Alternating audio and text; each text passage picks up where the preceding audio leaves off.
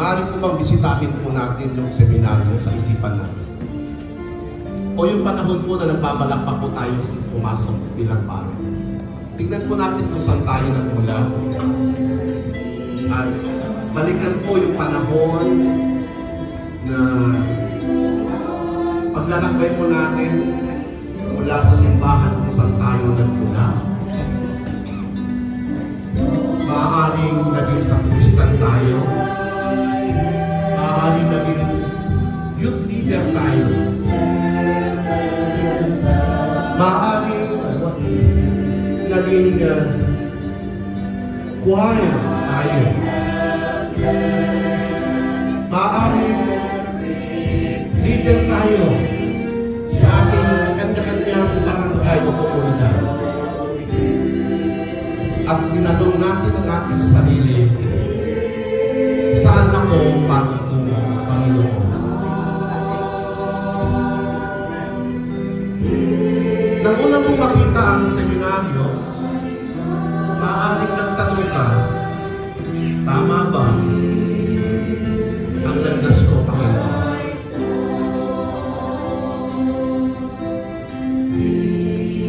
Tama ba ang desisyon ko, Panginoon? Tama ba na nandito ako ngayon, Panginoon, sa seminaryo? Nakita natin ang bunga ng ating pagpupunyagi, sakripisyo, paghihirap, na maaaring nakaranas tayo ng pisikal, pang-abuso, nagtiis, nagtanghamon na gusto natin magpangkat. Pero hindi tayo sa Diyos kung patatagin ang ating puso pananampalataya. Panginoon, kami narilito bilang iyong mga lingkod.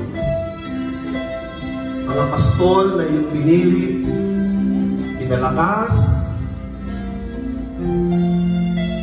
at pinabanal upang maglingkod sa iyong simbahan.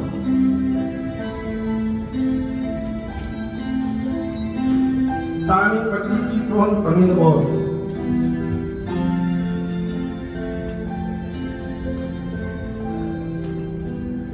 pagkalooban mo kami ng lakas ng loob, bagong angat ng Espiritu,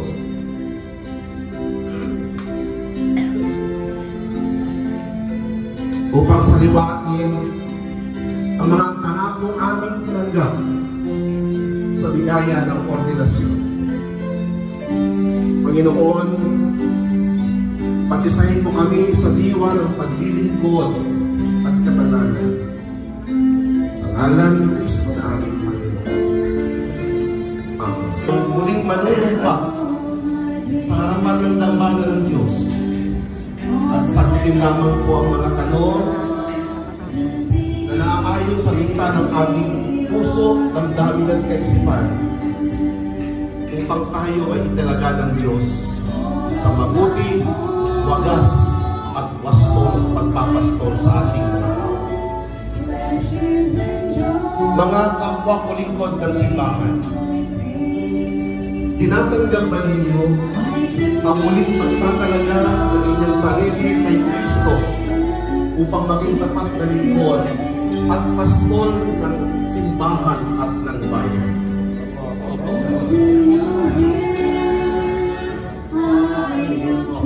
Ipanunumpa ba ninyong pamunuan ang inyong mga dioceses, ang inyong mga parokya at inyong sambayanan ng may kababaang loob, kabananan, malasakit at iwasan ang lumang asal na hindi karapat-dapat sa paningin ng Diyos?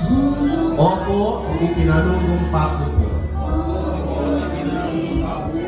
Ipinapangako ba ninyong maging tapat sa doktrina ng ating simbahan at buhay ng ating simbahan at sa buhay ito, at maging instrumento ng kapayapaan at pagkakaisa sa kapulungan ng bayan ng Diyos at ng kongregasyon ng kaparikan? Opo, ipinangangako ko po. Nangangako ba kayong pagyamanin ang buhay pananalangin, pagninilay at patuloy na pagsasalay upang higit kayong maging karapat-dapat na tagapagdala ng salita at sakramento? Oo, nangangako po ako. Oo, nangangako ako. At ngayon, sa bagong panahon ng ating paglilingkod, ipinanunupad pa ninyong paglingkuran si Kristo sa katauhan ng mahihirap, mga sugatan, at higit na nangangailangan. Gayon din na pinangangako ba ninyong ipagpatuloy na isabuhay ang turo o aral ni Obispo Gregorio Aglipay? Opo, ipinanunumpa ko po. Manalangin tayo sa pagtatapos po ng ating pagsasariwa, ng ating pagbabago ng ating panata. Magkapit kamay po tayo. Panginoon, Diyos ng awat katapatan, iyong dinggin ang panatang aming muling isinumpa. Patatagin mo kami mga lingkod mo. Naway maging malinis ang aming puso, matatag ang aming loob, at tapat ang aming buhay at paglilingkod sa iyo. Gawin mo kaming larawan ng iyong pagmamahal sa lahat ng panahon at sa aming paglilingkod.